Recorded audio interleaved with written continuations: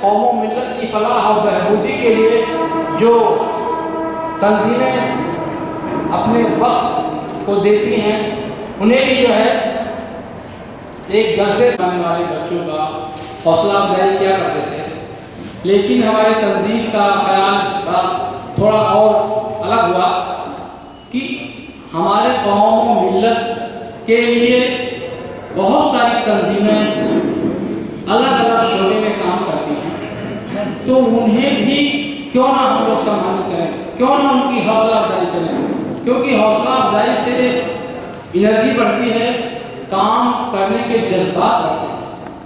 जमील भाई, ख्वाजा गरीब नवाज ट्रस्ट आए हैं, यहाँ मौजूद हैं, तो वो आए नहीं तो मैं अगला नाम बता दूँ। ख्वाजा गरीब नवाज ट्रस्ट के जो भी अराकीन हैं यहाँ, वो आए शायद नहीं। अगला तंजीम है अल मदद भिलाई।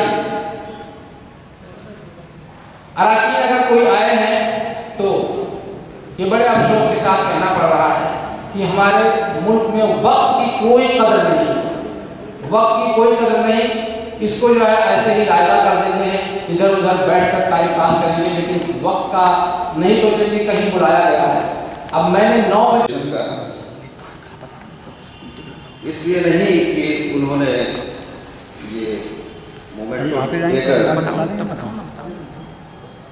मेरा इस्तेकबाल किया है, बल्कि इसलिए कि एजुकेशन के फील्ड में जो इन लोगों ने काम किया है, मैं सिर्फ उम्मीद कर लिखा हूँ और हमारी कौम के पिछड़े होने के दाग को हटाने के लिए कोशिश की है, नोट किया, बच्चों की हौसला अफजाई करते हुए। और ये अब उसकी जिम्मेदारी और बढ़ जाती है। जिस भी शख्सियत को किसी जलसे में एजाज मिलती है, उसकी जिम्मेदारी वहाँ से और बढ़ जाती है कि हमें लोगों की मदद, तालीम में भी मदद, इस तरह से वो पेशा रहते हैं कि हमारे तंजीम के जरिए से किनका फ़ायदा पहुँचे। उसी कड़ी में मैं बैतुल माल कमेटी के जिम्मेदार अराकीन से मैं मुअद्दबाना गुजारिश करूँगा कि वो आएँ और हमारे ख़ास और अजीज़ मेहमानों से एजाज़ हासिल करें। बैतुल माल कमेटी के जो भी यहाँ अराकीन आए हैं, मैं उनसे दरख्वास्त करूँगा यहाँ आए मंच पे, और उनको मैं एजाज़ दिलाना चाहूँगा। आज के मेहमान खुसूसी जनाब सालार साहब से, जो जलगांव महाराष्ट्र से आए हुए हैं। और जैसे वक्त गुजरता है वैसे काम भी होता चला जाता है, कभी कुछ अच्छा होता है, कभी कुछ काम किसी को पसंद नहीं आता है। माइक पकड़ने की वाहिद वजह यह है कि मुझे बहुत अच्छा लगता है कि हमारे मास्टर साहब मेरा ताल्लुक एक टीचर के तौर पे अगर करते तो मुझे बहुत अच्छा लगता है। इसके लिए मैंने इसको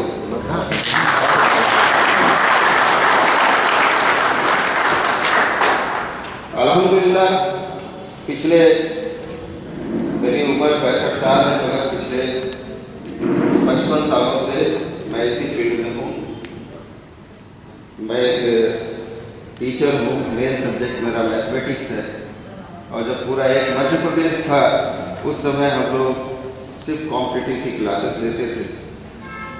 और अभी भी मैं 65 साल की उम्र के बाद भी एक स्कूल को ज्वाइन किया हूँ, अपने शहर का अच्छा स्कूल माना जाता है, श्री शंकराचार्य विद्यालय भक्तों में है। और वहाँ मैं शुक्रिया अदा करता हूँ कि आज जो है कहीं रिज्यूम लेके जाइए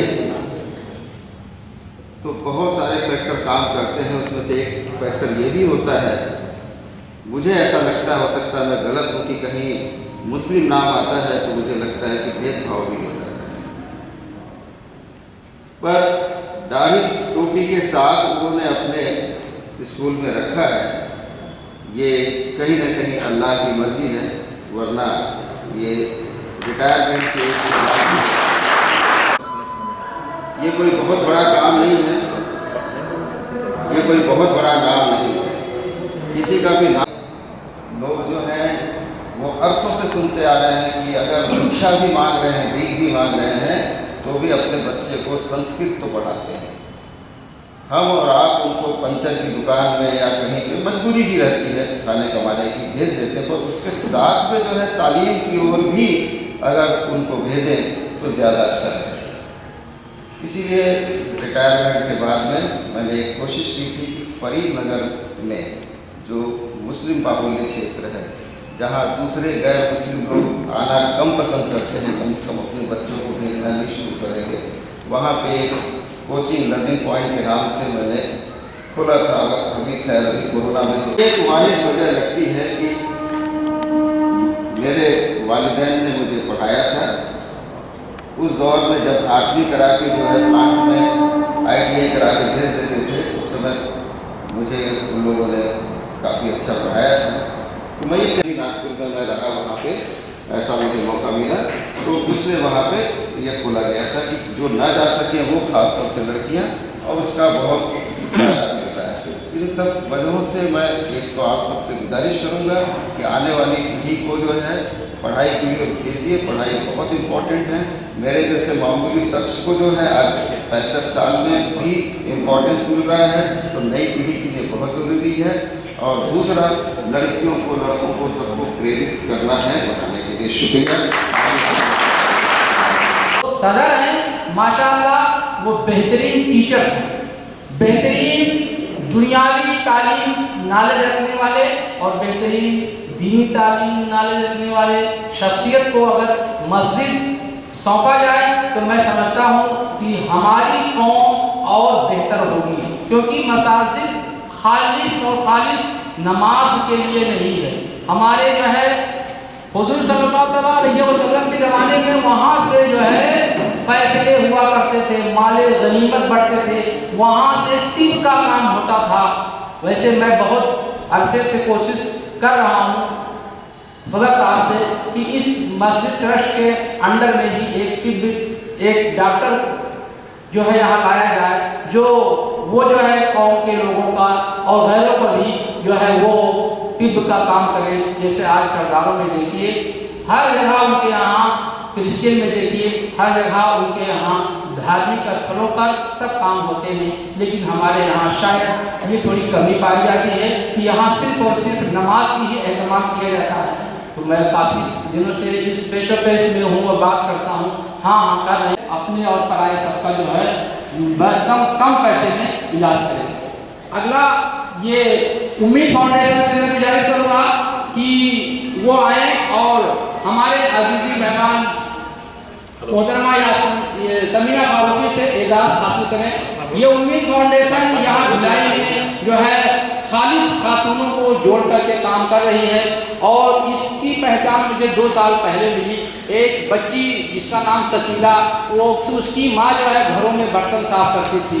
उसको जो है मैं पहले से जानता था कि उसकी बच्ची बहुत ही जो है बेहतरीन पढ़ने वाली है, लेकिन उसको मदद करेंगे। और उसने कहा कि ठीक है, और उसको कोई और तंजीम कहा कि हम मदद करेंगे। फिर वो हमसे उसका रास्ता टूट गया, और जिससे वो सोची थी मदद मिलना, उसका भी रास्ता टूट गया।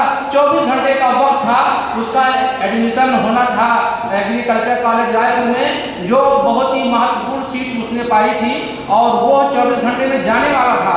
लेकिन वो शख्सियत जिसको मैं नाम दे रहा हूँ उम्मीद फाउंडेशन, वो 10,000 रुपये का जो है वो आन फानन में उसने जो है उसकी जो है मतलब इकट्ठा करके और उस बच्ची का वो सीट बचाई, उसके बाद हमको बचाई। अब आज अभी उसका 3रा या 4था साल उस बच्ची का है। अब हम लोग उसकी जो है पूरी जो है कॉलेज के खर्चे दे रहे हैं और बेहतरीन पढ़ रही है। इंतजाम ना करती तो उस गरीब की एक बेहतरीन सीट छूट जाती। तो मैं आवाज़ दूंगा उम्मीद फाउंडेशन की सदर या सेक्रेटरी या जो भी है वो आए और हमारे मेहमान समीना फारूकी से एजाज़ हासिल करें। जी हाँ, बेशक आइए, बेशक फाउंडेशन के कोई भी अरकान में से यहाँ अगर हैं तो वो स्टेज के सामने आए और हमारे मेहमानों से एजाज़ हासिल करें। ज़कात फाउंडेशन, बूंद वेलफेयर, ये सभी के जो है मोमेंटो बन चुके हैं इनके नाम से। शायद ये भी नहीं है। ऑल इंडिया मुस्लिम फाउंडेशन, ये ऑल इंडिया मुस्लिम फाउंडेशन, रुकिएगा सर। जो भी अराकीन यहाँ हैं वो सामने आए, शायद नहीं दिख रहे। इसके बाद जमात इस्लामी के अराकीन में से अगर कोई यहाँ है तो वो आए। यूथ और मुख्तार सर, थैंक यू इसके लिए। और शांत नहीं है, हम लोग बच्चियों के लिए काम करते हैं और हमारा 63 लेडीज़ लोग का एक ग्रुप है उम्मीद फाउंडेशन। हम कहीं से भी बाहर से कोई चंदा नहीं लेते, आपस में ही चंदा करते हैं और बच्चियों को पढ़ाने का हमारा मेन मकसद है, तो हम बस वही कर रहे हैं और सबका शुक्रिया। सोसाइटी के अराकीन जो भी यहाँ हैं तशरीफ लाए स्टेज पर, शायद वो भी Sajid Ali, yes I am.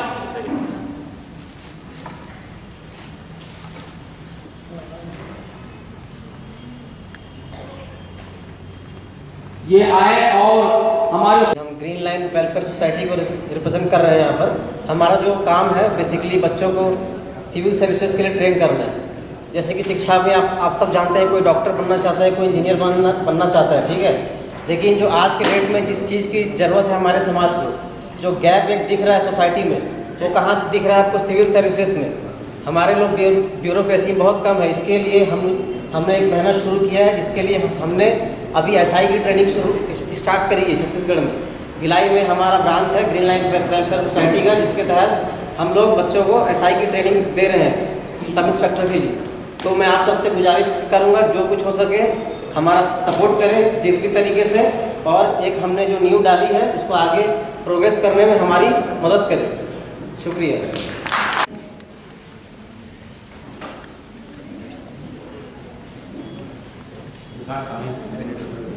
Professor Jabbar साहब से मोहतराना गुजारिश करूंगा कि वो ग्रीन लाइट के आपने जो है दोनों साल में जितने भी कोरोना के जो है मैयत आई है उन सब का आपने फी सबिलिल्लाह कफन और उनको जो है आपके सुपुर्द करने में इनका अहम रोल रहा। इसलिए हमारी तंजीम इनको जो है अपने खास मेहमान जज रिजवान, ये अनजाना शख्सियत, उनको जो है करीब से जो है सुपुर्द खाक करने में अहम रोल निभाया। वो जो इनको एजाज़ मिला है बहुत कम है। अल्लाह हर मोमिन को इस तरह से अल्लाह की मखलूक की खिदमत करने की जो है तौफीक दे। अगली कड़ी में मैं हाजी और हमने अल्हम्दुलिल्लाह इस काम को राह खुदा किया है और इंशाअल्लाह मौला ताला करते रहेंगे। उसमें ऐसा था कि सगे रिश्तेदार भी नहीं आते और वो ऐसा दौर था कि सारी मार्केटें, सारी दुकानें, सारे बंद, सिर्फ वैन, वो भी हॉस्पिटल से सिर्फ वैन आती थी। ना कोई होता था ना कोई होता था।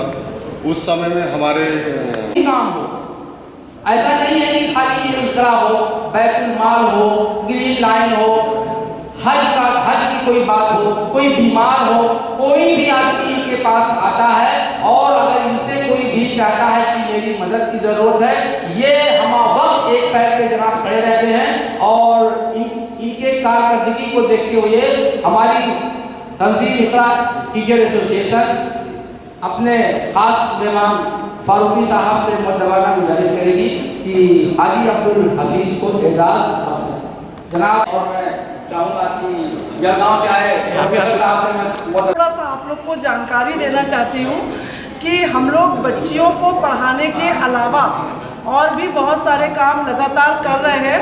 हमारा ग्रुप 4 साल पहले बना था एक बच्ची शकीला के लिए, जिसके बारे में अजमत सर आप लोग को बताए हैं। उसके बाद हम लोग कोरोना में ऐसा नहीं सोचे थे कि सिर्फ मुस्लिम घरों में खाना पहुंचाना है। हमारा ग्रुप लगातार 50 लोगों का खाना रोज़ लॉकडाउन के समय में जो ज़रूरतमंद है उनको पहुंचाने का काम बिल्कुल ग्रुप की महिलाओं द्वारा ही किया गया। इसके अलावा हम लोग बीमार जो कोई बच्चे होते हैं या बड़े भी अगर हैं और हमारे ग्रुप से कांटेक्ट करते हैं तो हम लोग उनके लिए भी हेल्प करते हैं। अभी 2 दिन पहले रिसेंटली हम लोग 2 दिन पहले एक भाईजान को मात्र 6 से 7 घंटे में 10,100 रुपये की मदद पहुंचाए हैं। तो ऐसा हमारा जो ग्रुप है वो सभी लोग आपस में ही हम लोग पैसा इकट्ठा करके काम करते हैं। और मैं अपने ग्रुप की सभी महिलाओं को थैंक यू ज़रूर बोलूँगी, शुक्रिया बोलूँगी कि उनकी वजह से आज हम लोग बोलना चाहें तो वो उनकी दिल की बात है। और मैं इतने सारे तंजीमों को मैंने जो है अभी गिनाया, इसमें से अगर कोई चीफ गेस्ट अजीजी गेस्ट के द्वारा आ जाए तो कभी जो इसमें आए हैं, जो मैंने नाम लिया उसमें से नहीं आए थे, अभी आए हैं, तो वो यहाँ आ सकते हैं और अपना इलाज हासिल कर सकते हैं। हाँ तो आ जाए। अस्सलाम वालेकुम सभी को।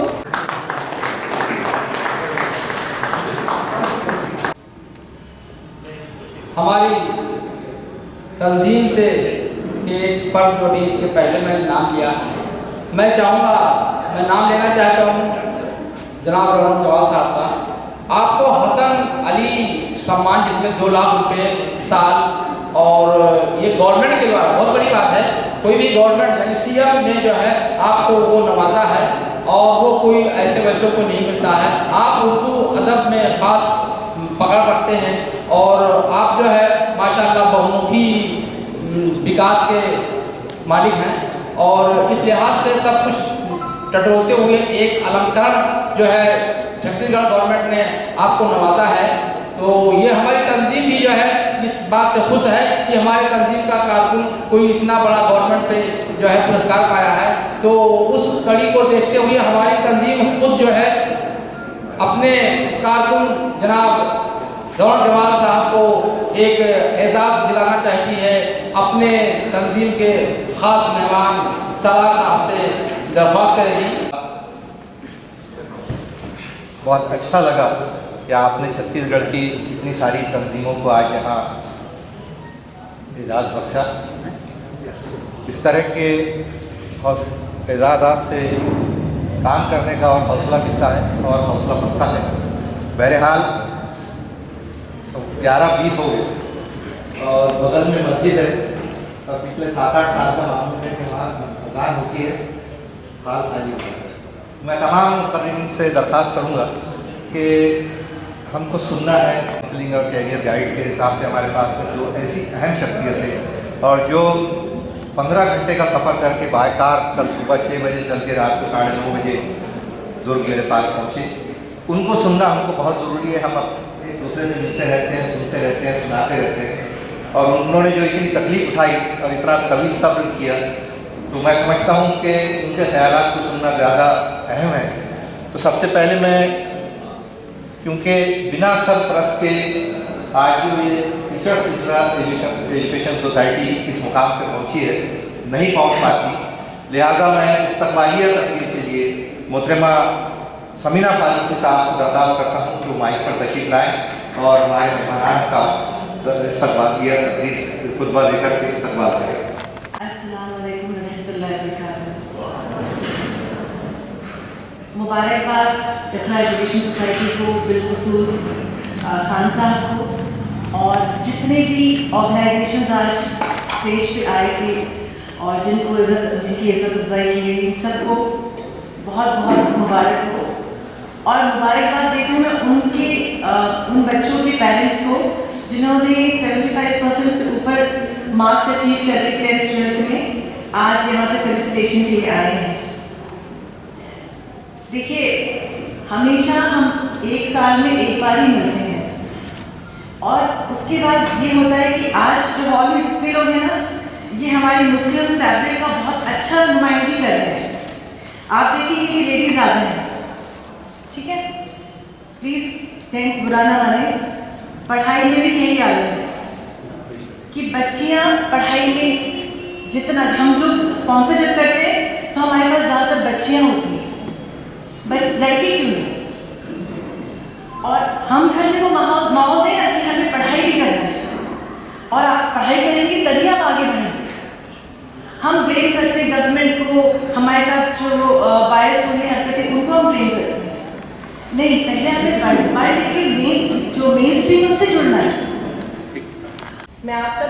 करती हूँ कि आप लोग मेन स्ट्रीम से जुड़ें। आप सबको कहें कि वो पढ़े लिखें, दीन इस्लाम को फॉलो करें। देखिए, मैं भी शुक्र अल्हम्दुलिल्लाह पढ़ाई लिखाई के बावजूद दीन इस्लाम की को कट्टर करने से फॉलो करती हूँ। नमाजों की पाबंद रोज़े माशाल्लाह रखती हूँ। तो आप दीन और दुनिया में बैलेंस एक तवाज़ुन रख के आगे बढ़ें। और जितने भी लोग हैं उन सबसे ये इल्तिजा है कि रसूल करीम सल्लल्लाहु अलैहि वसल्लम ने जैसे दीन और दुनिया के बीच में तवाज़ुन रखा था, आप भी रखें। क्योंकि आप सब जो है रसूल करीम सल्लल्लाहु अलैहि वसल्लम की बातों पर अमल करते हैं। तो ये अमल जो तबसरे पे कैसे जाता है तो नहीं सुनना है। तो मैं आप सबसे इल्तिजा करूँगी कि बच्चियाँ आने वाले दिनों में कहते हैं कि the hand that rocks the cradle rocks the world. तो आप जो चूल्हा चलाते हैं हाथ, वही बहुत पावरफुल हाथ होते हैं। आप अपने बच्चों को, ठीक है आपके शौहर नहीं पढ़े लिखे होंगे, लेकिन बच्चों को ताकीद कीजिए कि दीनी और दुनिया में दोनों तालीम हासिल करें। आपने देखा कि हर साल हम जमा होते हैं, लेकिन जिनको फेलिसिटेशन दिया जाता है 10th 12th के बच्चों को, उनमें से कोई एक भी पलट के नहीं आता। क्यों? क्या आपको सिर्फ इज्जत अफजाई के लिए बुलाया गया था? आपको जुड़ने के लिए बुलाया गया था? फिर ये क्यों कि जैसे अवार्ड आपको मिला अब चले जाते हो? ये मैं इसलिए नहीं बोल रही हूँ, मैं आप लोगों को कुछ बुरा नहीं बोल रही हूँ, मैं यहाँ आने वाले लोगों के बारे में बात कर रही हूँ। तो अल्लाह के वास्ते हम ये सोचें कि हमें अपने दीन को दीन के लोगों को बहुत बेहतर करना है, उन्हें मेन स्ट्रीम से जोड़ना है, उनको पढ़ाना लिखाना है। जहन में है और मैं शर्मिंदा हूँ सालार साहब कि आज कुछ यहाँ पे तादाद बहुत कम है, बहुत कुर्सियाँ खाली है, लेकिन ख़वातीन का मैं शुक्रगुजार भी हूँ कि उन्होंने इज्जत बचा ली है। मेजॉरिटी में है अभी आज हाउस में और मैं सबसे पहले समी अख्तर साहब से गुजारिश करूँगा कि तशरीफ लाएँ और 2 मिनट में मुख्तसर में अपने ख्याल करें।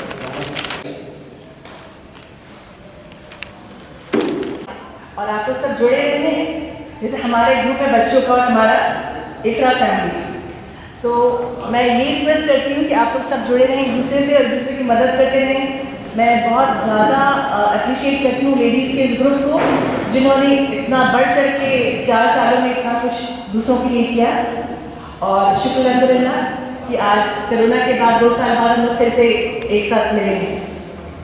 शुक्रिया बहुत बहुत। और उम्मीद है कि अगले साल ये जो 75% वाले बच्चे हैं ये भी पलट के वापस आएंगे।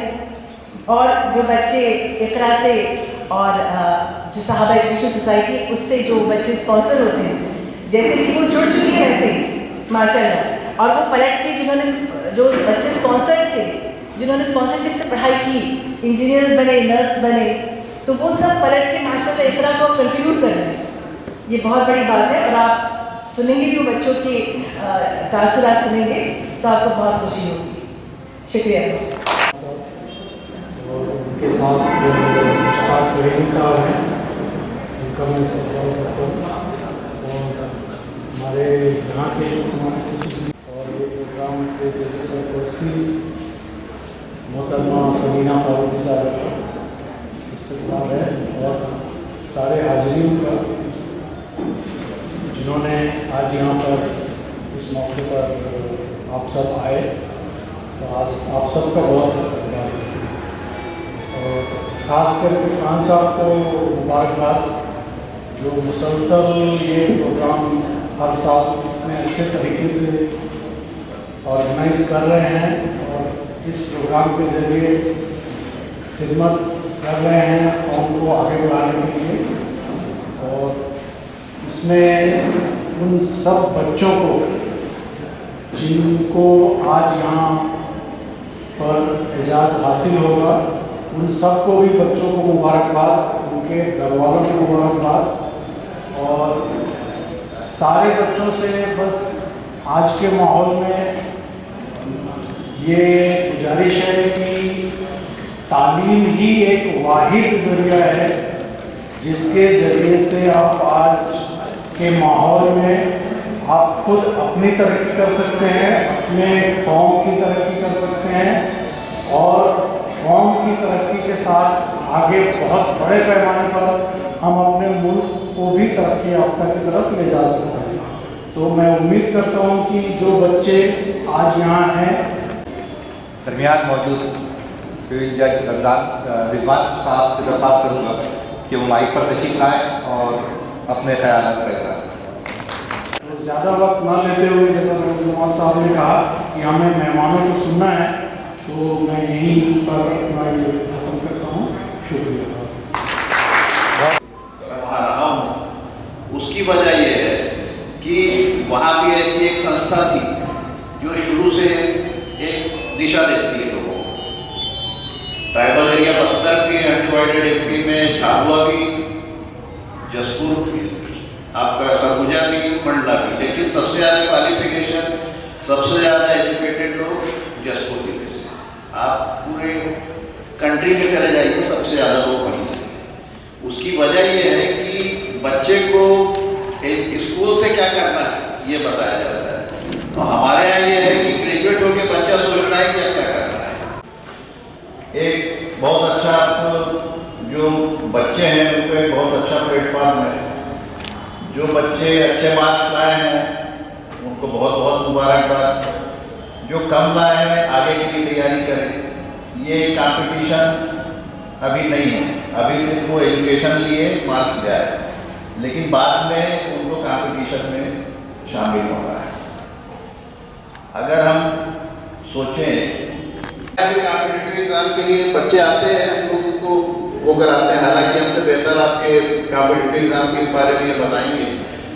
तो एक ये बहुत अच्छा आप लोगों को मंच मिला है, और इसमें पेरेंट्स से ये रिक्वेस्ट है कि ज़्यादा से ज़्यादा अपने बच्चों को इसमें इन्वॉल्व करें। साथ ही साथ मैं रिक्वेस्ट ये करूँगा जो भी अपनी ये है इससे कि इसके लिए बेहतर लाइब्रेरी, एजुकेशन हो गया, लेकिन एजुकेशन के बाद में जो कॉम्पिटिटिव एग्जाम्स वगैरह हैं उसके लिए बेहतर लाइब्रेरी में रहना चाहिए। धीरे धीरे आगे चल के यूपीएससी, सिविल सर्विसेज में जा सकता है, बशर्ते कि बच्चा उसमें तैयारी करे और पेरेंट्स उसके बारे में थोड़ा सा फोकस करें। अभी स्कूली जो शिक्षा है उस टाइम से अगर सोचना शुरू किया जाए अच्छा फ्यूचर होगा। टाइम बहुत कम है। मैं तो चाहूँगा जो बाहर से मेहमान आए हैं उनको हम ज़्यादा सुनें तो बहुत अच्छा होगा। शुक्रिया। फैमिली कोर्ट में अपने प्रयास को अंजाम देते हैं, ये एक बहुत बड़ी बात है हमारे लिए भी और हमारे शहर के लिए।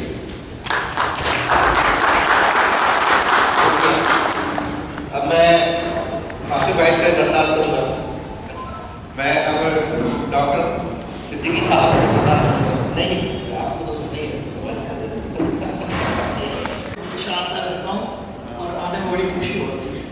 भिलाई का जहाँ तक सवाल है, यहाँ पर पढ़ाई का बड़ा माहौल है और बहुत से बच्चे आके डॉक्टर बनते हैं, वकील पे जाते हैं। ये किसी एक पेरेंट ने भी उनकी बात को गौर से सुना, उस पर अमल किया और उसका मुस्तकबिल बन गया, तो समझना इनका यहाँ आना कामयाब है। इसके बाद आइए दोस्तों, अब जो हमारा मकसद है, माशाल्लाह हम आहिस्ता आहिस्ता उस मंजिल की तरफ पहुंच गए। हमने तो तमन्ना की थी एक को बुलाने, लेकिन जब नीयत नेक होती है तो अल्लाह ताला भी मेहरबान होता है। अल्लाह ने एक की बजाय 3 भेजे और तीनों को इंशाअल्लाह हम 15-15 मिनट सुनेंगे तो पौन घंटा और 15-20 मिनट बच्चों को इजाज़त देंगे। अज़ान के बाद अज़ान जैसी अज़ान होगी इंशाअल्लाह बिना माइक के बच्चों से तस्लीम करते आगे बढ़ेंगे। तो 2 हमारे पास में ऐसे मुक़र्रिर है जो एक कैरियर गाइड पे बात करेंगे और एक यूपीएससी पे बात करेंगे, और हमारे मेहमान खुसूसी सालार साहब तो जनरल मुसलमानों के तालीमी हालात, महाराष्ट्र के तालीमी हालात, उनकी तंजीम क्या कर रही है, वो हमसे क्या उम्मीद रखते हैं, तो हमारे लिए क्या रहनुमाई कर सकते हैं, इंशाअल्लाह उस पर बात होगी। तो मैं पहले बुलाना चाहूँगा इफ्तिखार शेख। आपको रखिए, आपके लिए वक्त की कोई काम नहीं।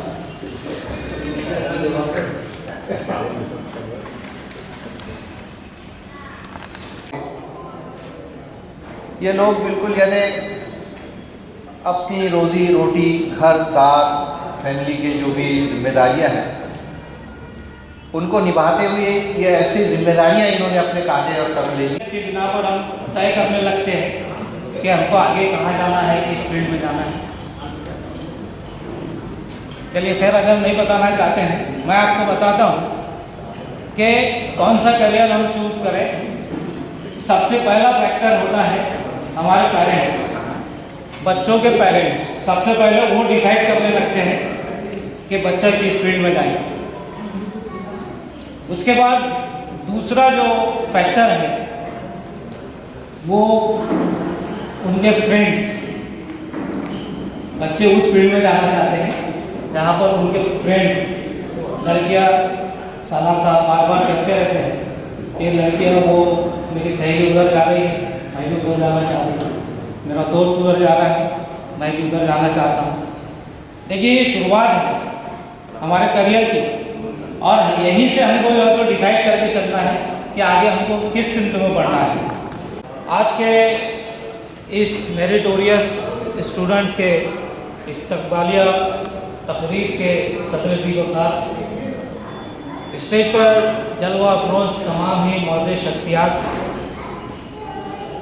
इकरा टीचर्स एसोसिएशन के तमाम ही ज़िम्मेदारान, उमायदीन शहर, असातिज़ा इकराम, मेरे भाई और बहनें, अज़ीज़ तलबा व तालिबात। सबसे पहले जो मैंने शेर आपके सामने पढ़ा, ये मेरी दुआएं हैं उन तलबा व तालिबात के लिए जिनके एजाज़ में आज का ये प्रोग्राम मुनक़िद किया गया, और वो तलबा तालिबात जो आज यहाँ रहनुमाई हासिल करने के लिए आए हैं एक नेक मकसद के तहत। आइए हाज़रीन, जैसा कि ऐलान किया गया कि मैं आज करियर गाइडेंस के ऊपर आपसे कुछ गुफ्तगू करना चाहता हूँ। सबसे पहले मैं चाहूँगा कि आप में से कोई मुझे बताए कि हम करियर कैसे चुनते हैं, कौन सी बातें होती है जिसकी बिना पर हम जो है तो करियर को चुनते हैं। स्टूडेंट वो है सक्सेसफुल जो लोग हैं, जो हमारे रोल मॉडल्स होते हैं। हम देखते हैं कि फला शख्स का बेटा जो है तो डॉक्टर बन गया, फला शख्स का बेटा इंजीनियर। दूसरी बात मैं इब्तिदाई तौर पर ये कहना चाहता हूँ, वो ये है कि करियर को लेकर जो हमारी सोच है वो बहुत लिमिटेड बन चुकी है। अभी अगर आप लोग 10वीं में हैं या 12वीं में हैं, 10वीं में अगर हैं तो आपके सामने 3 रास्ते खुल जाते हैं, साइंस, आर्ट्स, कॉमर्स, है ना। अगर आपसे पूछा जाए कि भाई आप कौन सी फील्ड में जाना चाहते हैं, कौन सी स्ट्रीम में जाना चाहते हैं, तो आपका जवाब होता है साइंस में। अच्छा, साइंस में जाके क्या करना चाहते हैं? डॉक्टर बनना चाहता हूँ, इंजीनियर बनना चाहता हूँ। मतलब ये कि हमारी सोच का दायरा जो है बहुत छोटा है। एक और बात जो हमारे घरों में होती है करियर को लेकर, वो ये होती है कि हमारे पेरेंट्स होते हैं, वो कभी कभी ऐसा होता है कि वो पढ़े लिखे नहीं होते, मेहनत मजदूरी करते हैं, दूसरा कोई काम काज करते हैं। वो अपने बच्चे से पूछते हैं, बेटे तुमको क्या बनना है, कहाँ जाना है? वहाँ पर जो है तो बच्चा ये नहीं, बहुत मेहनत करेगा, हार्ड वर्क जरूरी है, लेकिन सब कुछ नहीं। एक लेबर है, मजदूर है, वो बहुत हार्ड वर्क करता है, लेकिन क्या वो बहुत आला मुकाम तक पहुँच जाना है? ऐसा नहीं। हम लोग यहाँ पर लाए हैं, वो भी जिम्मेदारान को इंशाल्लाह दिया जाएगा और जिम्मेदारान के जरिए से असातिज़ा तक पहुँच जाएगा। तो मैं कह रहा था कि ये जो हमारी लिमिटेड सोच है, आज सबसे पहले हमको ये सोच को तोड़ देना है। अगर आप उससे पूछे हुए कॉमर्स में आगे जाकर क्या करेंगे, तो CA करूँगा, BBA करूँगा, MBA करूँगा, इतनी लिमिटेड सोच है। आर्ट्स में अगर जाना है, पहले तो जवाब होता है नहीं आर्ट्स में नहीं जाना है। भाई क्यों नहीं जाना है? उसको स्कोप नहीं है, ऐसा नहीं है। आर्ट्स में अभी जब सामने कहा कि आर्ट्स में जाते हुए भी आपके सामने बहुत स्कोप है। गोल कैसे सेट करें, हमारा करियर क्या होना चाहिए, कौन सी स्ट्रीम में हमको जाना है।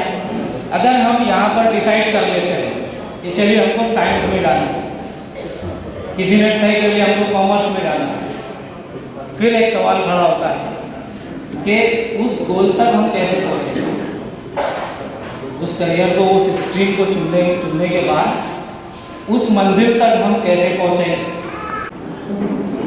स्मार्ट वर्क क्या है? स्मार्ट वर्क है अपने आप को पहचान कर अपने आप को डेवलप करना, तरफ मेहनत करनी चाहिए।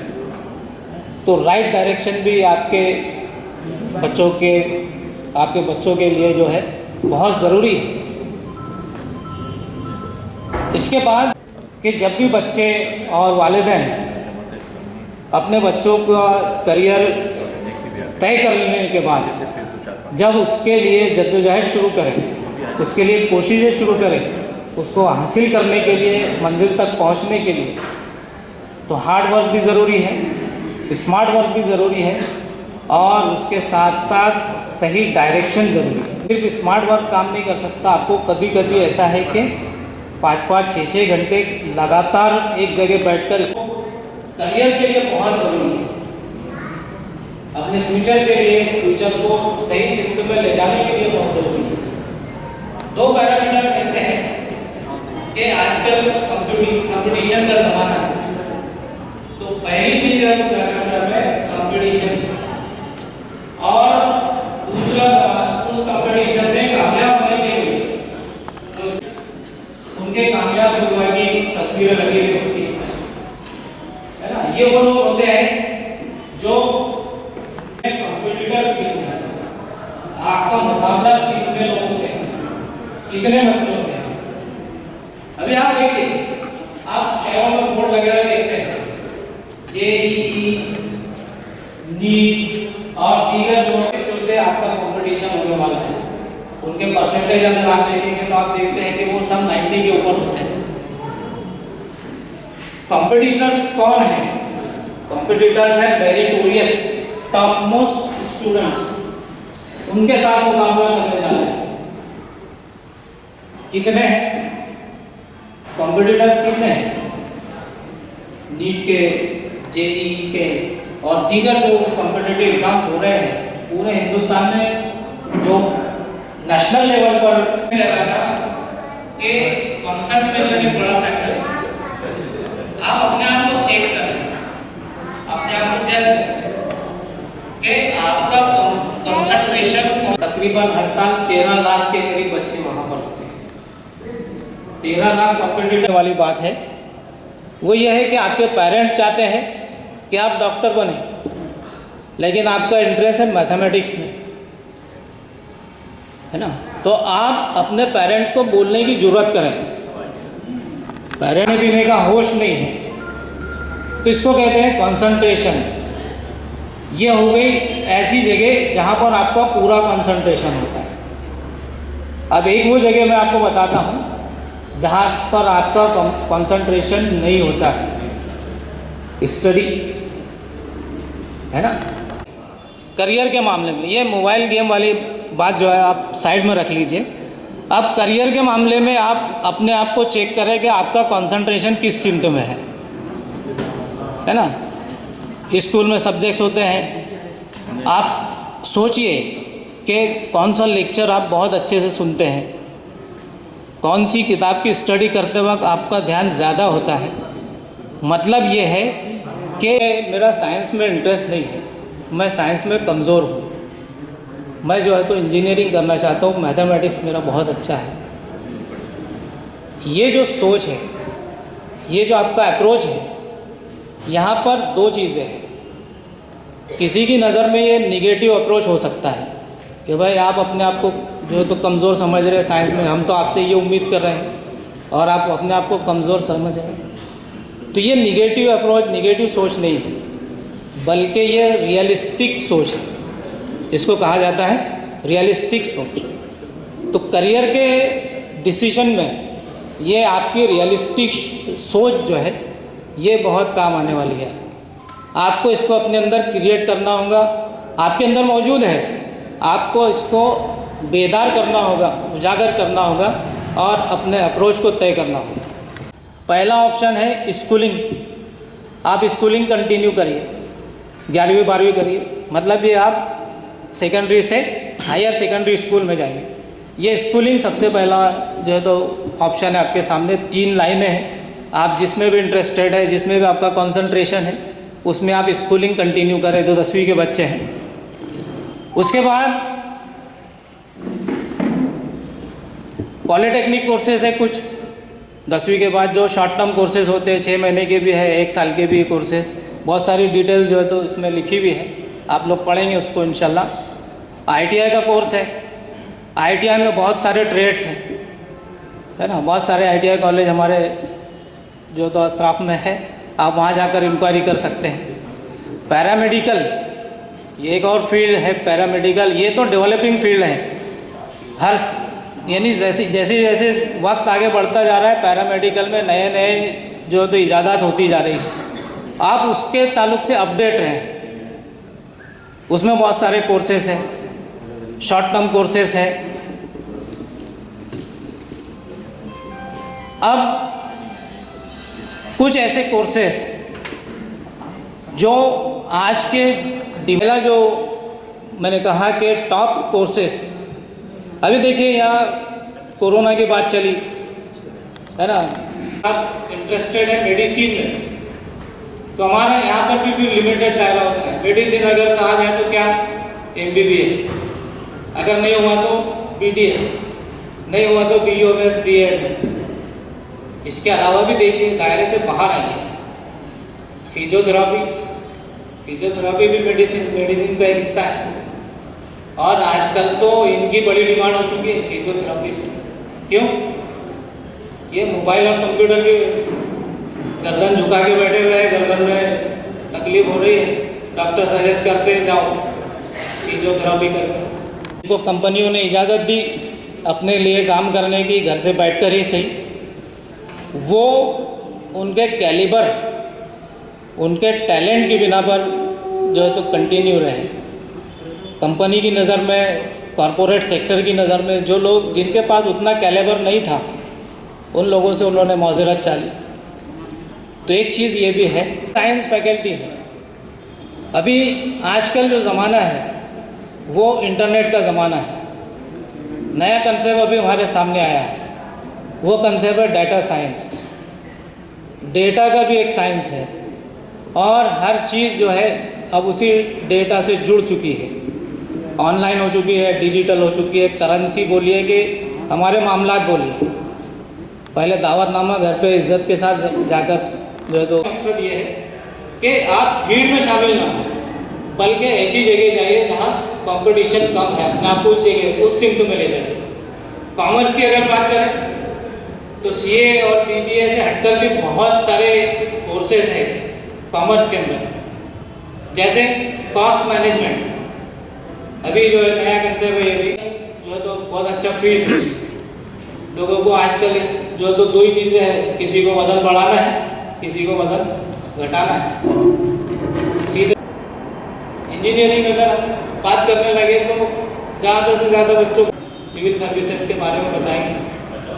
लॉ में आप जा सकते हैं, मतलब जज साहब यहाँ बैठे हैं, आप उनसे रहनुमाई हासिल कर सकते हैं। वो आपको बताएंगे कि हमारे बच्चों का इस फील्ड में जाना आज के ज़माने में कितना अहम है।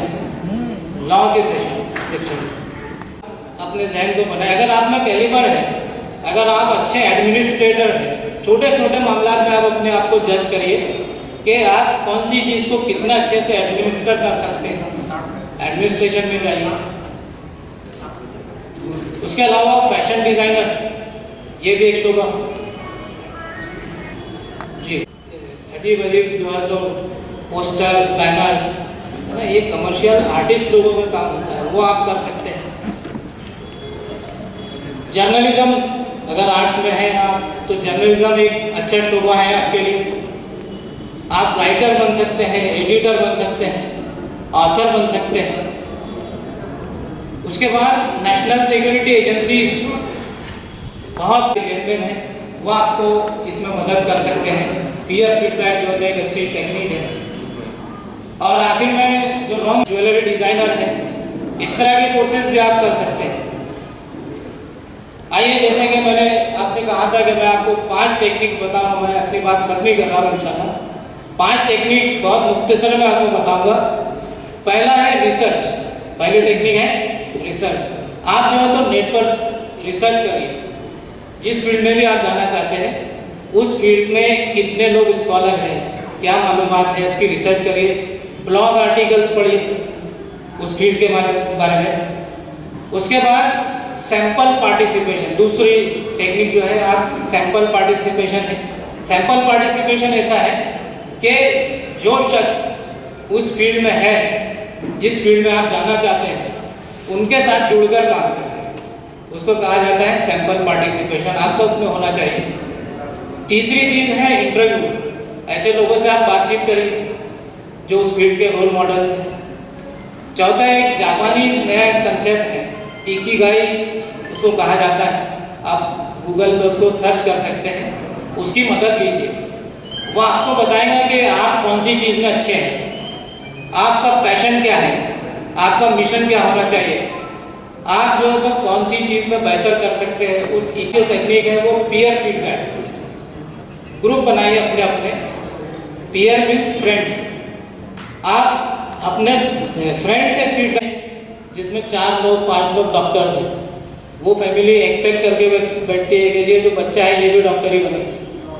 कुछ लोग इंजीनियर से वो चाहते हैं कि उनका बच्चा इस परंपरा को आगे ले जाए। यहाँ पर हम रॉन्ग हो जाते हैं डिसीजन के लिए। दूसरा है फिक्टिशियस आइडियाज़। फिल्मों में, मूवीज़ में, शोज में हम देखते हैं और उस शख्स की कॉपी करने लगते हैं, हालांकि हमारे अंदर वो कैलिबर नहीं होती है। और आखिर में मनी एंड फेम। जो हमारे डिसीजन को रॉन्ग करता है वह है money and fame.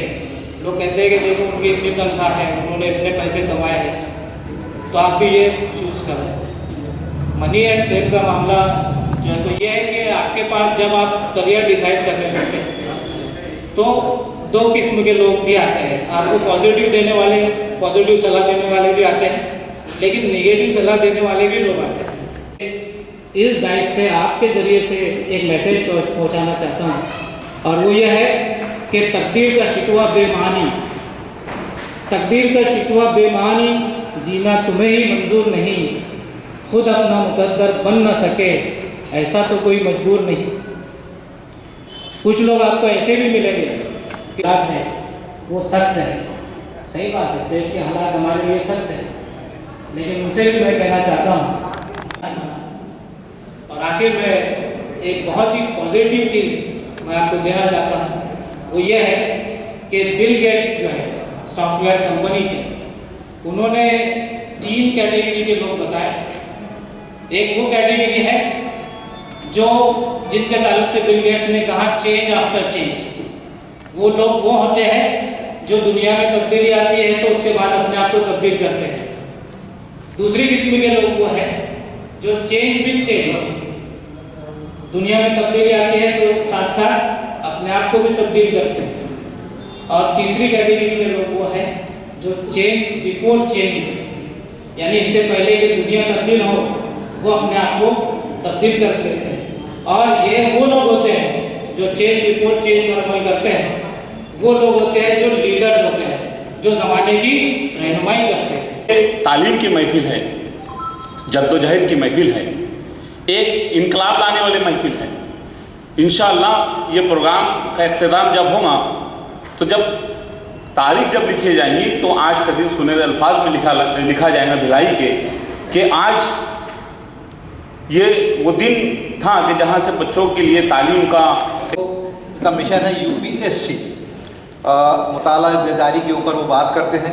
Well qualified है डॉक्टर विकार अहमद शेख साहब, MA, BEd, MPhil, PhD, assistant professor, coordinator. आपका भी यानी ये लोगों को यूनिवर्सिटीज़ में, कॉलेज में, हाई स्कूल में बुलाया जाता है, ये 2-2, 3-3 घंटे का लेक्चर देते हैं और लोग जब उठते हैं तो कुछ लेकर उठते हैं। चल गया बना के अपना रास्ता जो भीड़ से निकल गया, सुलग उठेंगे जाने कितने दिल हसद की आग में, अगर हवा के रूबरू मेरा चराग जल जाए। आज हम देख रहे हैं कि बच्चा 12वीं जमात पास करने के बाद तमाम जितने भी कोर्सेस आगे, जितने हमारे इफ्तिखार सर ने बताए, वो तमाम कोर्सेज में दाखिला लेने के लिए उसको मुकाबला इम्तिहान देना होता है, कॉम्पिटिटिव एग्जाम देना होता है। तो यही कॉम्पिटिटिव एग्जाम्स की तैयारी 7वीं और 9वीं और 11वीं के बच्चों को हम कर रहे हैं, क्योंकि 10वीं में तो उसका बोर्ड का जो है एग्जाम होता है, तो हम 7वीं से तैयारी करवाना चाहते हैं कि बच्चा वो OMR शीट को कैसे भरे, वो सर्कल को कैसे डार्क करे। आज बात ये होती है कि हमारे कौम के बच्चे जो है आगे इसलिए नहीं बढ़ पाते कि बेसिक चीज जो कॉम्पिटिटिव एग्जाम्स की होती है वो हमको पता नहीं होती। की जरूरत है, हमें भीड़ की जरूरत नहीं है, हम बात रखना चाहते हैं जो हमें इस हिंदुस्तान में जो है शाना बशाना चलने का मौका दे। मैं अपनी बात को यहाँ से शुरू 2 हिस्सों में अपनी बात को इंशाल्लाह 10 मिनट में अपनी बात को खत्म करूँगा कि हम 2 चीज़ें आपके सामने रखना चाहता हूँ कि हम कैसे काम कर रहे हैं जलगांव जिले में। इंशाल्लाह आप में आपके भिलाई में और आसपास के छत्तीसगढ़ के इलाकों में आप काम कर सकते हैं। यहाँ पर जो मेरे सामने जो बात आई कि वो बच्चे जो 10वीं और 12वीं में 10th और 12th में नुमाया कामयाबी हासिल कर रहे हैं, उनका एजाज होने वाला है। उसी के ज़िमन में जो है ये तमाम प्रोग्राम इनेकाद किया गया है। वही बात को हम बताते चले कि हमारा एक्सपीरियंस ये है कि हम जलगांव में जो है अल्फेस की होती है, इंडियन फॉरेन सर्विसेज की, और ऐसे बहुत सारी जो है पोस्ट जो है UPSC की जरिए चुनी जाती है। इसमें पढ़ना चाहिए। सिविल सर्विसेज हमारे बच्चों को 12वीं तक के भी पास हो जाते, जब तक पता नहीं चलता कि सिविल सर्विसेज क्या है। हम आपको कुछ एग्जाम्पल वक्त की कमी के होने के नाते बताना चाहूँगा कि UPSC IAS Indian administrative services जो मुल्क का सबसे बड़ा इम्तिहान होता है वो देता है। हर जिले का जो कलेक्टर होता है वो IAS अपनी उम्र के पड़ाव पर पहुँच जाते हैं जब उनको समझता है कि हमने बहुत देर कर दी, हमने जो है बहुत देर कर दी। मैं कुछ एग्जाम्पल आपके सामने यहाँ पर रखना चाहता हूँ कि बहुत सारे कॉम्पिटिटिव एग्जाम्स हिंदुस्तानी हुकूमत और तमाम रियासती हुकूमत छत्तीसगढ़ हुकूमत भी लेती है। सबसे बड़ा जो इम्तिहान होता है बच्चों वो UPSC का इम्तिहान होता है, जिसे IAS और IPS ऑफिसर मुल्क देता है। आज मुसलमानों का परसेंटेज IAS और IPS की या जो है UPSC के इम्तिहान में सिर्फ 2 से 3% है। हमने बहुत सारे लीडर्स इस मुल्कों को दिए, बहुत सारे जो है MLA और MLC और खासदार इस मुल्कों को दिए, नगर निगम से हमारे बहुत सारे लोग चुनकर आते हैं। मगर अब वक्त आ चुका है, अब ये वक्त आ चुका है कि हम भी छाना बछाना दूसरे हमारे जो भाई इस मुल्क में रहते हैं उनकी वो कौम के बराबर हम भी जो उनकी नजरों से नजर मिला कर हम देखते हैं कि एक SSC के एग्जाम होता है, स्टाफ सिलेक्शन कमीशन। सिर्फ सिलेक्टेड बात आपके सामने मैं करना चाहता हूँ, ये तमाम चीजें बच्चे अपने जहन में रखें, नोट डाउन करके रखें। स्टाफ सिलेक्शन कमीशन के लिए SSC जिसे शॉर्ट फॉर्म में कहा जाता है, बच्चों इसकी तमाम पोस्ट के लिए काबिलियत जो है मिनिमम 10वीं क्लास 10th क्लास से मैट्रिक क्लास से लेकर तो ग्रेजुएशन तक की होती है। हजारों की तादाद में हर साल basic grammar, basic Hindi, basic English, इस बेसिक मैथमेटिक्स, लॉजिकल रीजनिंग, इस तरीके के सवाल उसमें पूछे जाते हैं। आप कभी 10वीं के बाद वो बच्चे जिनको अभी इनामात मिलने वाले हैं, जो टैलेंटेड है, अपने के गढ़ माने जाते हैं, वो आपको मुझसे अच्छा पता है। अब हम देखते हैं कि रेलवे रिक्रूटमेंट बोर्ड RRB ये खलासी की पोस्ट से लेकर तो और डिविजनल सब डिविजनल इंजीनियर तक के तमाम पोस्ट के लिए एग्जाम लेता है। इसकी तमाम की काबिलियत 12th पास होती है, ग्रेजुएशन की होती है, पोस्ट ग्रेजुएशन की होती है, इंजीनियरिंग की होती है। तो कहने का मकसद ये है, अब छोटी सी एग्जाम्पल मैं अक्सर मेरे जो है इस जो है कैरियर और मोटिवेशनल तो बड़ा मसला होता है हमारे साथ, हमारी बहन है, हमारी अम्मी है, हमारे तमाम घर के बच्चे हैं। सबसे बड़ा मसला होता है कि टिकट कंफर्म है कि नहीं है। कभी टिकट कंफर्म नहीं रहा और हम ट्रेन में चढ़ जाते हैं वेटिंग टिकट लेके, तो हम सबसे पहले जो है उस ट्रेन के TC को ढूंढते हैं। उसकी उस वक्त में करेक्टर से भी ज़्यादा, बहुत ज़्यादा अहमियत का वो हामिल होता है। क्यों कि हमारे पास टिकट कंफर्म नहीं है, उसको पीछे साफ साफ करके घूमते हैं। तो पता ही चला कि उस TC की काबिलियत जो है सिर्फ 12th पास होती है। तो क्यों ना वो बच्चे जो हमारे आज इनाम याफ्ता होने वाले हैं वो बच्चे TC के लिए अप्लाई करें, वो TC के लिए ट्राई करें। आने वाले दिनों में एंटर बने, आने वाले दिनों में यहाँ पर भी जसपुर के बाद ऐसे ही प्रोग्राम में भिलाई का नाम लिया जाए, एक जो है पैटर्न बने कि हाँ ये जो अदारा इकरा का जो अदारा है ये निकला है और कुछ बच्चों के लिए गाइड कर रहा है। जो बहुत सारे हमारे बहनें और बहुत सारे बच्चों के लिए स्कॉलरशिप्स और उनकी मदद और पढ़ने के लिए यहाँ पर बहुत सारे NGO से मदद करते हैं। आपके एंड्रॉइड फ़ोन है, सब जितने भी बच्चे यहाँ पर बैठे, Safin Hasan IAS IPS officer of तालीम, ये अपनी ब्याच का 2019 की ब्याच का सबसे यंगेस्ट IPS ऑफिसर है। खुशकिस्मती की बात है कि हमारा कौम का ये गुजरात का रहने वाला है। अब वो लोग जो बहुत सारे बहाने करते हैं कि भाई हमारे तो हालात नहीं है, हमारे तो भिलाई में कोचिंग भी नहीं है, उनके सामने बहुत बड़ा एग्जाम्पल है। देखिए हालात इसके सामने एक इसकी है, और वो जो है एग्जाम देने के बाद जब उसका रिजल्ट सामने आता है तो सफीन हसन अपनी बैच का 2019 की बैच का सबसे यंगेस्ट IPS ऑफिसर बनता है।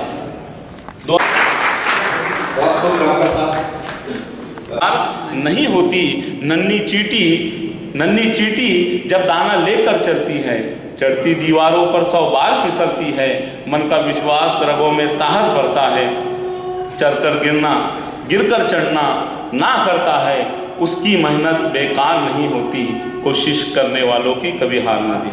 अवार्ड दे रहे थे, 2-3 लोग बाद में आए हैं, उनको देने के बाद हम इंशाअल्लाह मेहमान खुसूसी करीम सालार साहब को सुनेंगे। इंतज़ार होगा कि वो जो है इन ख़वातीनों को एजाज़ बख्शे।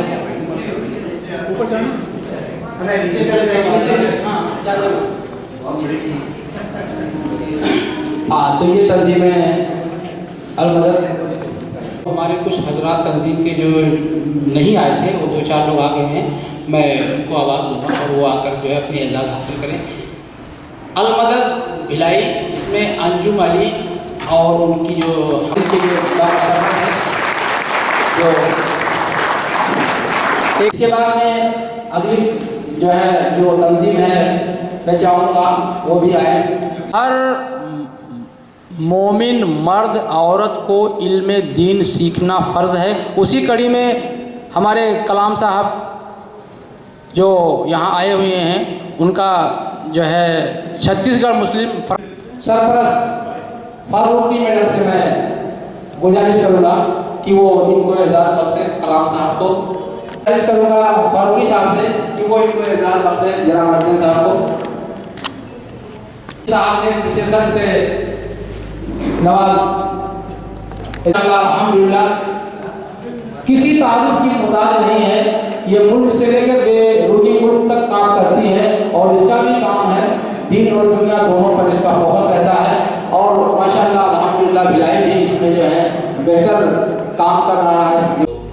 और उसके इत्तेफाक की बात है कि सर साहब का इंतजार हुआ तो यहाँ से जाना है, वो 2 मिनट कुछ अपने ख्यालात का ऐलान करना चाहती है, उसको सुन लेते हैं। जब हमको जो है किसी बच्चे की जो है खबर आती है कि वो गरीब है, उसकी तालीम जो है दिलाना है, मैं खुद जाता हूँ उसके घरों में, पेश दर पेश 2 बार 4 बार जाना पड़े, मैं ये अपने आप को जो है कन्फर्म करता हूँ कि मुस्तहक है कि नहीं ये ज़कात के। ऐसे ऐसे लोग हैं कि जो घर नहीं है, उनके वालिद वालिदा जो है एक वक्त खाते एक वक्त फाका करते, ऐसे लोग हैं। आज उस चीज़ को रोना भी आता है और अपने आप पर मैं फ़ख्र भी करता हूँ कि आज तक मैं बचपन से जो देखता आया हूँ कि ज़कात से पैसे से कारी मौलाना मदरसे से जो पैसे जाते हैं मैक्सिमम, उसके बाद यतीम गरीब को पैसे जाते हैं और वो जो है पैसे जाते ही रहते हैं, लेकिन वो पैसे जो है हमको ये दिखते नहीं कि वो गए तो कहाँ गए। लेकिन ये अल्लाह का करम है कि इस बंदे ने जो 2006 में सोचा था कि जो है अमेरिका में एक इंसान ने जो है एक जो है ज़रूरतमंद को कुछ पैसे दिए थे और वो भूल गया। भूलने के बाद में वो वापस करने आया तो मैं कहा मैं नहीं जानता हूँ भाई कि कब दिया था, तू किसी और गरीब को दे दे। वो गरीब को दिया, आज तक वो पैसा अमेरिका में चल रहा है तालीम के बुनियाद पर। वो ख्याल क्योंकि मैं सिलेबस में बच्चों को पढ़ाया था, वो मेरे दिल में घर गया कि हम क्यों नहीं, हम आखिर ज़मान नबी के जो है मानने वाले हैं, हम लोग क्यों नहीं कर सकते। लेकिन आज मैं उसके कुछ ना कुछ हद तक मैं देख रहा हूँ कि जो है वो पूरा होते दिख रहा है। ये बच्ची 2010 में मेरे साथ जुड़ी, उसके बाद बहुत सारे बच्चे हमारे साथ जुड़े और ऐसे ऐसे बच्चे जुड़े हैं कि जिनके माँ बाप वो ऐसा बोलते आते थे कि मेरा बेटा मेरी बेटी को तंग कर रहा है, हमारी बच्ची हो। शुक्रिया जनाब। अब आगे के लिए हम बूंद फाउंडेशन के जो भी हजरात हैं वो आए और यहाँ जो है अपना इज़ाम हासिल करें हमारे मेहमानों से।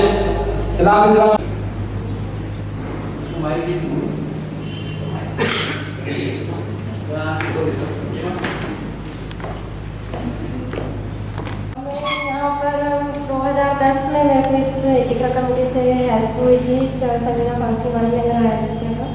और मैंने पीजी कॉलेज नर्सिंग सेक्टर 9 में जो पीजी कॉलेज है नर्सिंग का, उसमें से मैंने GRM किया, उसके बाद ग्रेजुएशन भी कर लिया है और अभी मैं नर्सिंग में परमानेंट जॉब में हूँ, गवर्नमेंट में कोरबा में, जिला कोरबा में, वहाँ की ग्रामीण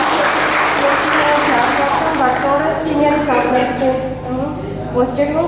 मेरा यहाँ पर बोलने का ये है कि सभी जितने भी हमारे भाई और बहन लोग मौजूद हैं, अपने दीनी में भी और दुनियावी में दोनों तालीम को अच्छे से करें, अपने वालिदैन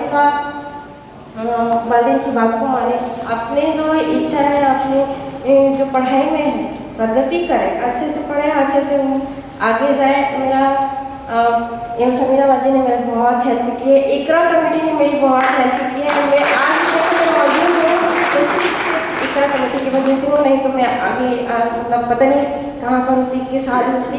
मैं अभी जिस हाल में हूँ, जिस समय मतलब पोजीशन में खड़ी हूँ, मेरे मायके में, मेरे ससुराल में एक जो औहदा है सिर्फ समीना बाजी और इकरा कमेटी की वजह से है। की बात है और इसीलिए जो है मैं चाहता हूँ कि ज़्यादा से ज़्यादा जो है हम लोगों के साथ जुड़ें और ज़्यादा से ज़्यादा लोगों का मदद हो।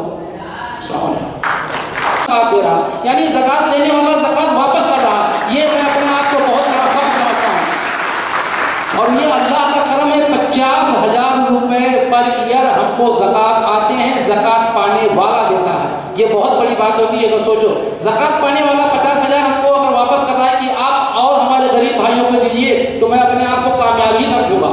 क्योंकि हम लोग जिन बच्चों को गोद उठाते हैं, उनको मुकम्मल उठाते हैं, आखिर तक ले जाते हैं, हमारी तादाद 10-20 रहता है, हम 100-200 को एक साथ नहीं ले पाते हैं, 10 से 20 बच्चे हम एक साथ लेते हैं और हम बेदीनी की हालत में रहते हैं, एहसान है उनका कुर्बान है।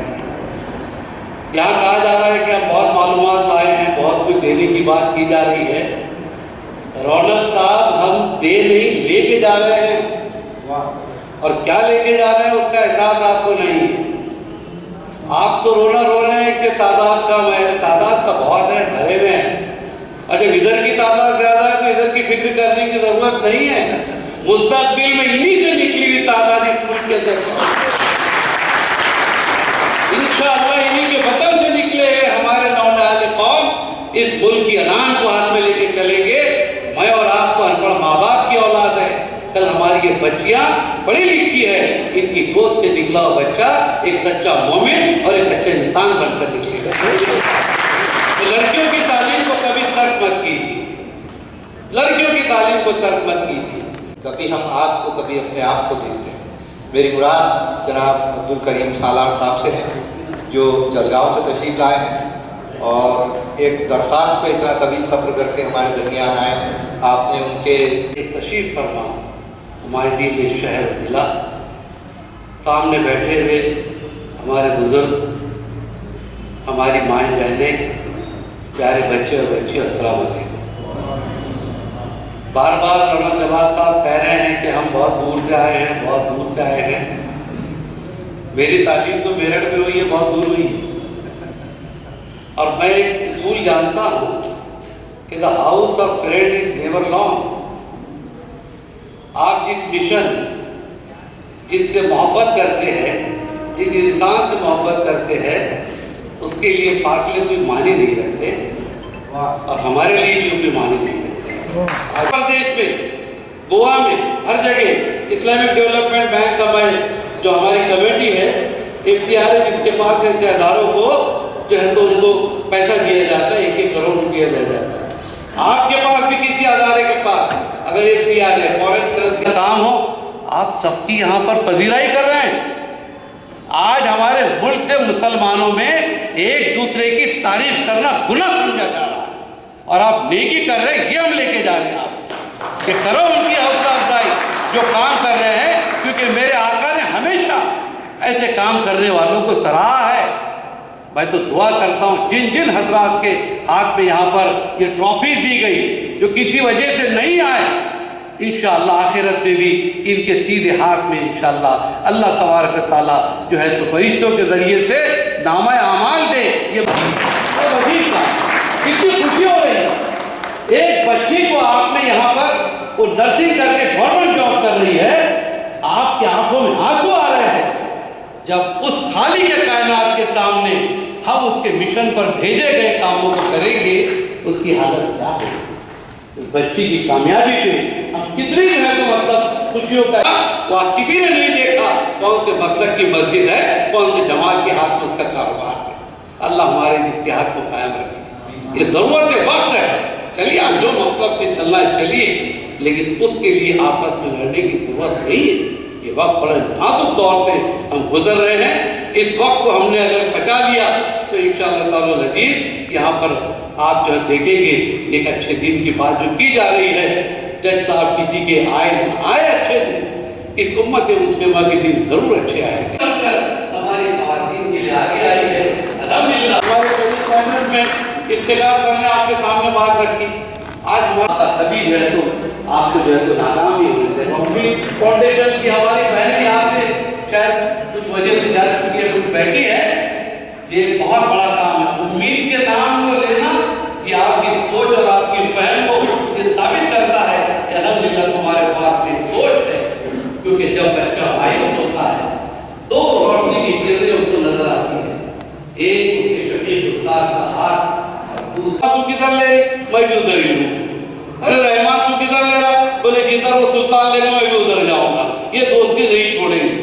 कैरियर गाइडेंस में दोस्ती भी छोड़ना पड़ती है, माँ बाप से भी दूरी इख्तियार करना पड़ती है। आपकी मार्कशीट 10वीं वालों ये बताती है कि आपको कौन सी लाइन में जाना। खोलिए अपनी मार्कशीट, आप कौन से सब्जेक्ट में अच्छे हैं, आर्ट्स में है, लैंग्वेजेस में है, साइंस में है, मैथ में है, ये आपकी मार्कशीट आपको बता रही है। 12वीं वाले अपनी मार्कशीट को देखें और उनके लिए तो लाए, पर सच्चे रिपोर्ट में हालत तालीम में हमारी हालत क्या है ये आपको पता है। अब हमारे यहाँ कैरियर गाइडेंस कर रहे हैं, मौलाना आज़ाद कॉलेज औरंगाबाद में पढ़ते थे, छुट्टियाँ लगी, एक बच्चा हमारा सिर्फ उसको जो है तो बस आगे धकेल दिया गया। तो हम कैंटीन के पास खड़े थे, कैरियर गाइडेंस कैसा रहता है। ये भवे की एक एक बाल की कीमत है, ये आपकी उंगली की कीमत है। अंगूठा काट कर किसी चीज को उठा नहीं सकते, लेकिन अहमियत को समझने की जरूरत है। उसके लगे घर जाऊंगा सब पूछेंगे कि भाई कैसे पास हुआ, तो बहुत परेशान था। हमने कहा अल्लाह तेरी इबादत करे। मेरी नानी, मेरे अम्मा, मेरे मामू, पापा सब बच्चे बैठे थे। अरे बोले तेरे इम्तिहान का क्या हुआ, बोले नानी मैं 80 में पास हुआ। तो नानी उनके बोलती बेटा अल्लाह तुझे हमेशा 80 में पास।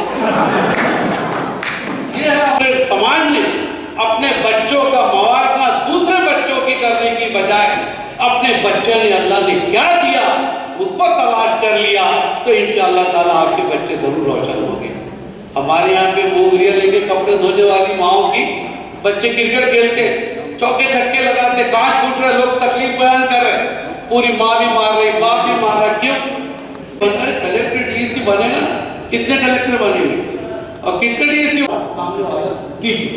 एक पॉइंट मारा सामने वाला नीचे, इतनी ताकत उसके पंजे में, उसका असर क्या होता है पूरा गाँव आने, जिसको मारता उसको गिरा, फिर तो पकड़ के लाओ उसको। ट्रेनिंग तो बॉक्सिंग की है, अगर नहीं पा रहे हैं, बच्चों को डिप्रेशन आ रहा है, जो पोस्ट लाइट नहीं कर रहा उसको डिप्रेशन आ रहा है।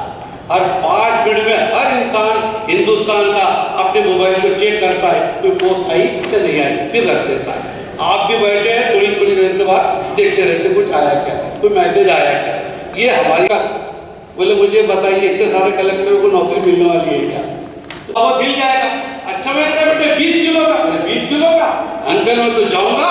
माए तो अभी आजकल पहले खिलौना देती थी, बच्चा रोता था, रोटी पका रही माँ, बच्चा रो रहा, खिलौना दे दिया। आज मोबाइल देती है, बड़े देखते बैठे उसको मिलाई की। ये की हमारी जो तंजीम है, आपने कहा कि आप ज़कात दो, ज़कात देने वाले बनेंगे, तो भाई ऐसी पाबंदी नहीं है।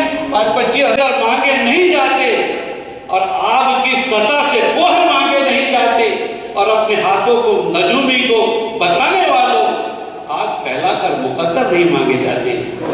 जाएगी अब भी मौका है, करो कोई इलाज, वरना ये नस्ल उजालों को तरस जाएगी।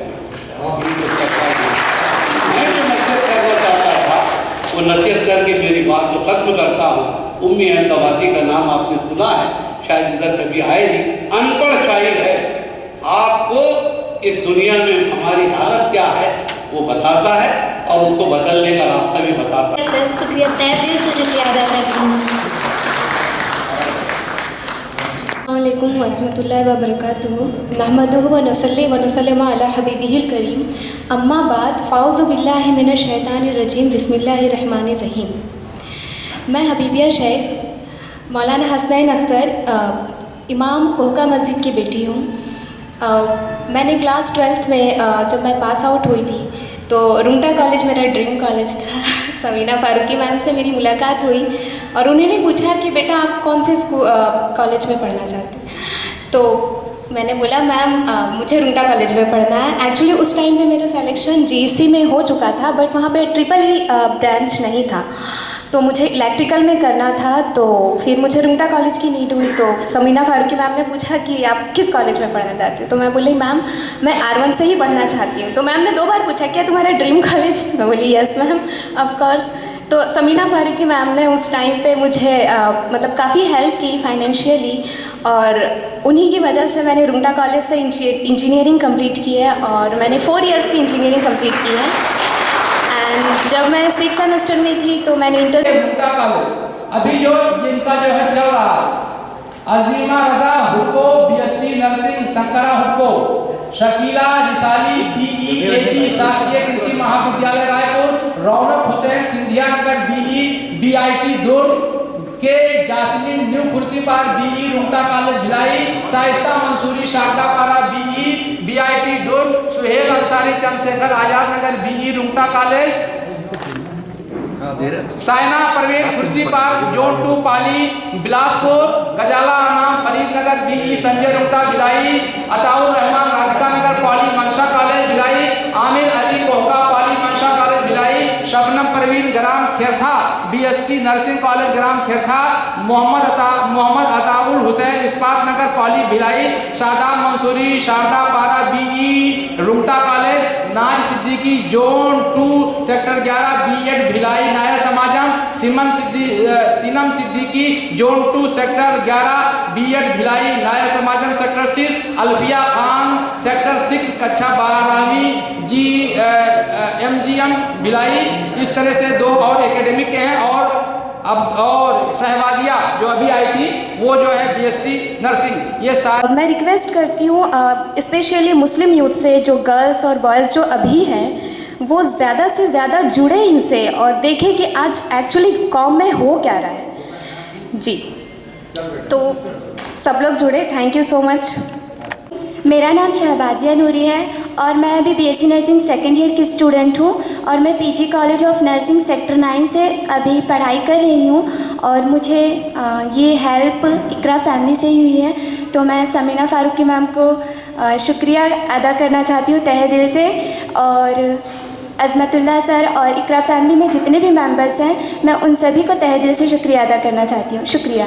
अब आप ये सोच सकते हैं ये सब बच्चे ज़कात से जो है पढ़े और ज़कात दे रहे हैं और हम किसी और को देंगे, तो मुझे तो बहुत मसरत है। हमारी जो है तंजीम को जो इकरा है उसके स्टार हैं, आपके ताउन से जो है हमारा काम चल रहा है, लेकिन इसमें एक चांद भी छुपा है जिसे मैं कह सकता हूँ वो हमारे तंजीम के लिए चांद है। आप लोग कहीं और भी चांद हो सकते हैं, लेकिन हमारे नज़रों में आप स्टार हैं, लेकिन समीना फारूकी मैडम चांद है, मुकम्मल चांद है। और वो इसलिए कि 2010 में जब हम दोनों आपस में मिले थे तो हमारी ज़रूरत थी जो है रकम की और आपको ज़रूरत थी किसी लेने वाले की, देने वाले की। हम लेने वाले थे, वो देने वाली थी। और उसने ये लफ्ज़ कहा था कि खान साहब मैं सदियों से सोच रही थी कोई काम करने वाला मिले, ईमानदार। हमारे पास दौलत है लेकिन काम करने वाला नहीं है। वो आज तक निभा रही हैं 2021 तक के। जब भी मैं तलाश कर कोई बच्चा दे देता हूँ वो लब्बैक कहती हैं। और आपकी वजह से हमारी तंजीम जो है रन की, लेकिन माशाल्लाह आज इस मकाम पे आप तंजीम पहुँच गई कि आज हमारी तंजीम भी 40% हमारी तंजीम को भी अलग पैसे आने लगे। 60% आज स्टार्ट में उन्होंने 100% दिया, लेकिन अब हमारे पास खुद जो है लोग हमको पहचानने लगे, हमको पैसे देने लगे। और आज जो है हम जो है इस मकाम पर पहुँचे हैं कि 20 बच्चे पैर पे खड़े हो जाते हैं। और वो मैं बताना चाहता हूँ कि अभी जो बच्चे पढ़ रहे हैं उनका मैं नाम बताना चाहता हूँ। अभी ये है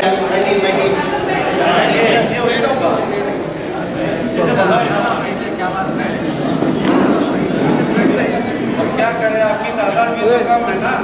ये बच्ची को हटा बता, जरा फैल के बैठे। वीडियो खींचने दीजिए।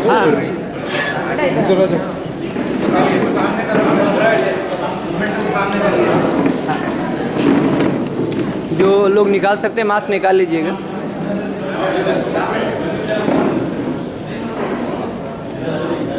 बैठे रहना ना, मैं दोनों आराम से ना।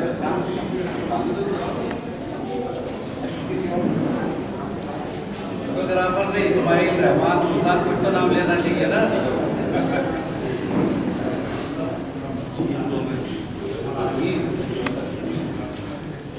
एक स्नैप भी ले लो, विज्ञप्ति के लिए काम आएगा।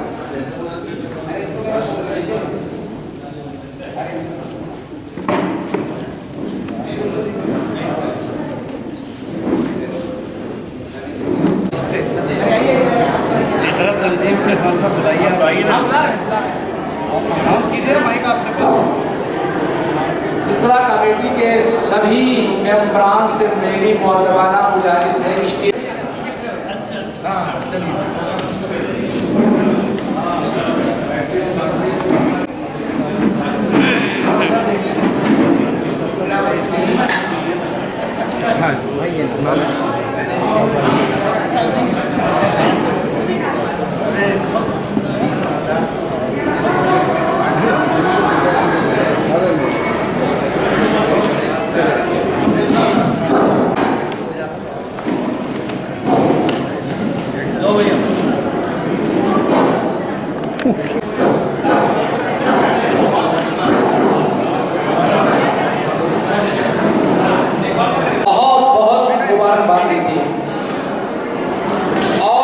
साथ ही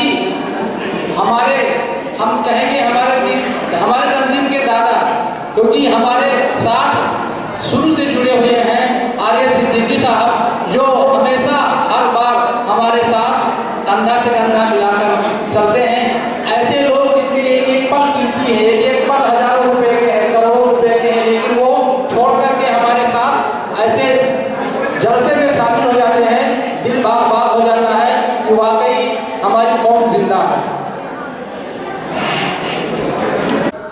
का जो आज फंक्शन हुआ बहुत पसंद आया और मुझे पूरी उम्मीद है कि कौम के लिए जो भी ये कर रहे हैं काबिल तारीफ़ है। मैं चाहता हूँ कि यहाँ के बच्चे आगे बढ़ें और डिफरेंट वैराइटीज़ में डॉक्टर बने, इंजीनियर बने, चार्टर्ड अकाउंट बने। ये बहुत बड़ी बात होगी। शुक्रिया। हर साल की तरह इस साल भी इकरा टीचर्स एजुकेशन सोसाइटी का ये प्रोग्राम यहाँ मुनक्किद किया गया और कमेटी की फरमाइश पर, गुजारिश पर माशाअल्लाह जलगांव से एक एजुकेशन से मुंसलिक अजीम शख्सियत जनाब अब्दुल करीम सालार साहब और डॉक्टर वक़ार अहमद साहब और इफ्तिखार अहमद साहब आए और एक मुनफरिद प्रोग्राम आज हुआ, क्योंकि हर साल हम सिर्फ बच्चों की हौसला अफजाई करते थे। इस साल यूपीएससी के लिए बच्चों को तालीम हासिल करने के बाद आगे क्या करना चाहिए, बहुत अच्छा लेक्चर डॉक्टर वक़ार अहमद साहब ने दिया और आपके एक गाइड की शक्ल में हमारे दरमियान इफ्तिखार साहब मौजूद थे। उन्होंने बच्चों को लगातार 40 मिनट तक बताया कि आपको 12वीं के बाद क्या फ़ैसला करना चाहिए, किस तरीके से आगे जाना चाहिए। उन्होंने पेरेंट्स से गुजारिश की कि बच्चे के मिजाज से चलिए, बच्चा अगर इंजीनियर बनना चाहता है तो आप उसको डॉक्टर बनने पर मजबूर मत कीजिए। ये पहली बार जब ये बात यहाँ भिलाई की इस हॉल में रखी गई तो हम लोग देख रहे थे कि बच्चों के चेहरे खिल उठे थे और ये इस तरीके के प्रोग्राम और इस तरीके का यहाँ पर गाइड और गाइड कैरियर के जो प्रोग्राम होते हैं उसकी यहाँ भिलाई दुरुस्त नहीं बल्कि छत्तीसगढ़ में बहुत ज़रूरत है। हमने इन हजरात से गुजारिश की है, इन्होंने वादा किया कि जब भी किसी शहर से हमको दावतनामा मिलेगा हम ज़रूर आएंगे और ज़रूर अपना वक्त देंगे। उसके लिए मैं इनका तीनों का तहे दिल से शुक्रिया अदा करता हूँ। एक और अब इशारा कर दिए, मैं शुरू करूँ। आज छत्तीसगढ़ भिलाई के इस इलाके में इकरा एजुकेशन जो टीचर्स एसोसिएशन है, इन्होंने हर साल की तरह इस साल भी जो मेधावी बच्चे हैं 10वीं और 12वीं के, उनको यहाँ पर सर्टिफिकेट और अवार्ड से नवाजा, उनकी हौसला अफजाई की। जिन बच्चों को स्कॉलरशिप दे करके आगे पढ़ाने के लिए उनको आला तालीम का इंतज़ाम किया, जिनको नौकरियां लगी, जो यहाँ के मुख्तलिफ़ अदारे समाज की बहबूद के लिए काम कर रहे हैं, उनकी भी हौसला अफजाई की। ऐसा मिला जुला प्रोग्राम मैं बहुत घूमता हूँ हर जगह इलाक़ों में, बहुत कम देखने को मिलता है। काबिल मुबारकबाद है हमारी ये तंजीम, यहाँ के ज़िम्मेदारान, यहाँ के बुज़ुर्ग नौजवान जो इस काम को अंजाम दे रहे हैं। बहुत अच्छा लगा, बच्चे बहुत खुश हैं, उनकी हौसला अफजाई होनी चाहिए। मौजूदा दौर में मुल्क में तालीम हासिल किए बग़ैर ना हम तरक्की कर सकते हैं, ना हमारा मुल्क तरक्की कर सकता है। एक नया मुल्क अगर बनाना है, एक हिंदुस्तान नया हमको निर्माण करना है, तो बच्चा बच्चा तालीमी याफ्ता हो, और ख़ास तौर से जो पिछड़ी जातियाँ हैं और अल्पसंख्यक है, उसके अंदर एजुकेशन के काम को करना मैं समझता हूँ कि और लोगों के मुकाबले में ये बड़ा अजीम काम है। ये सब बधाई के पात्र हैं। ख़ास तौर से हमारे खान साहब हैं, प्रेषी साहब हैं, हमारे ताहिर जमाल रौनक जमाल साहब हैं, हमारे फारूकी साहब हैं, उनकी मिसेस जो मोहतरमा जमाल हैं। ये सब लोग जिस किस्म का काम यहाँ पर काम कर रहे हैं। मैं महाराष्ट्र का जलगांव का रहने वाला हूँ, लेकिन मैं इस इलाके से जो लोग कह रहे हैं कि तालीमी एतबार से पिछड़ा है, ये पिछड़ा नहीं है। जब पिछड़े हुए को समझकर अगर काम करने वाले उठ के खड़े होते हैं, तो याद रखिए इसी कीचड़ में से एक दिन ज़रूर जो है कमल खिल के रहेगा। इंशाअल्लाह अच्छे दिन ज़रूर आएंगे और हम भी मुल्क के कौमी धारे में आकर इस मुल्क की और उसकी कौम की खिदमत कर सकेंगे। बहुत खूब।